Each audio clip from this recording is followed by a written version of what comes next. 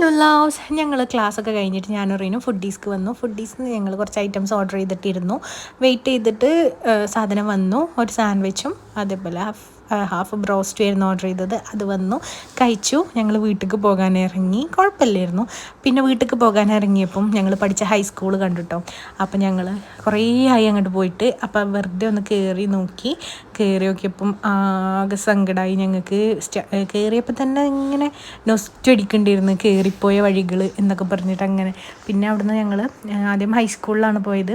ആയിക്കൂടെ അങ്ങ് ചുറ്റിത്തിരിഞ്ഞ് കുറേ ബിൽഡിങ്സൊക്കെ മാറിയിട്ടുണ്ട്. പക്ഷേ 10ാം ക്ലാസ് അതേപോലെ ഉണ്ട്, ബാക്കിയുള്ള ബിൽഡിങ്സൊക്കെ മാറിയിരിക്കണം. പിന്നെ ഞങ്ങൾ ബാക്കിൽ കൂടെയൊക്കെ ഒന്ന് പോയി നോക്കി. അവിടെ ആകെ മാറ്റം വന്നിട്ടുണ്ട്. പിന്നെ 8ാം ക്ലാസ്സിന് ഒരു മാറ്റമില്ല. പിന്നെ ഞങ്ങൾ ഓപ്പൺ സ്റ്റേജിൽ പോയി.